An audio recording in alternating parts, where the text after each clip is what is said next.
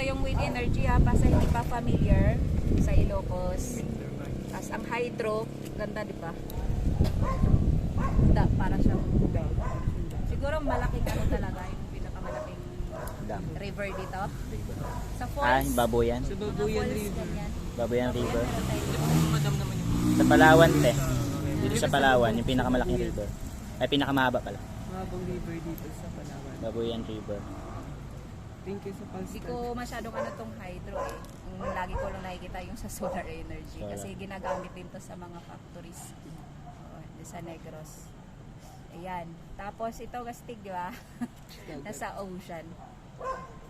Nakatayo siya sa ocean. Sobrang gastos nito. Ang laking perang kakailanganin nito.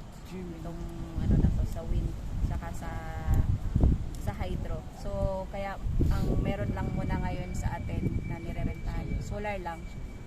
Kasi medyo mahal to. Tingnan mo naman, nasa loob ng, nasa ocean ka. Mas kailangan yan matibay. Okay. Ito yung mga pictures ng ibang areas natin na merong ano nga, merong solar. Ito yung sa Greece. Meron din tayo sa Spain, sa France. So, sa Germany at sa Turkey. Ito pa, meron din tayo sa Canada. Tapos may bagong open tayo yung sa South America. Nakaraan yung ginawang promo. Tapos may, saan pa yung isang open? Sa Saudi Arabia ba yun? O sa UAE? Ay, Hindi isa ko pa alam. eh. Nagarenta ka lang. Hindi mo alam kung nasaan yung nirentahan mo ha. Alamin Nakikita nyo pala yun rin. doon, te. Nakikita yun doon. O sinasabi nila, di ba, yung pag ano, o ito may bago tayong generator na promo, ito yung Ay, okay. generators from this country, ganyan. Kasi yung una, from South America, yung pangalawa parang Saudi Arabia yata, yung basta na sa Middle East. Ayan, so masyado nang maliit, hindi ko na siguro ito babasahin kasi bibigyan ko din kayo ng mga copies nito, no?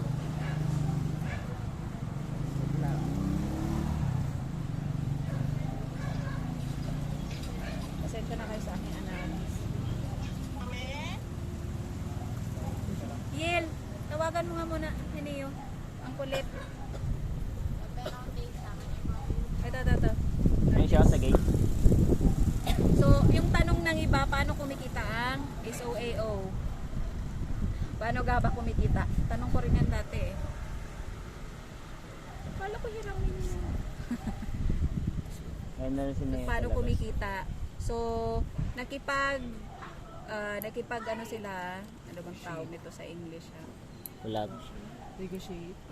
O yung makipag-partnership. May partnership, makipag-partner sila dun sa, di ba? Collab. From ano sila, Mag-jot down kayo. Meron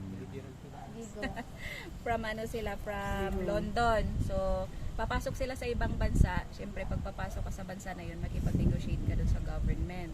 Tapos, plus yung energy company na available doon. So, ito yung mga energy company from other ano kasi to, from other countries. So, ang Siemens, di ko alam po anong countries yan. Pero ito yung mga ano nila, mga partners nila ngayon. So, medyo marami-rami na tayo. Sa 56 countries na tayo. Tapos, nakaraan lang sila nag-decide na i-try dito sa Pinas. Para mag-work. So, nakipag-negotiate pa until now sa ating government. At sana magkasundo sila ni Meralco at Ipalico. Diba? Kasi pag di yan sa magkasundo, syempre, magkakaproblema naman tayo sa ano, yung pag-establish ng area. So, alamin pa ba natin kung sino tong mga to? Ayan na yung pansit. Pwede na magpika-pika. Nami ko na. Yung gutom, pwede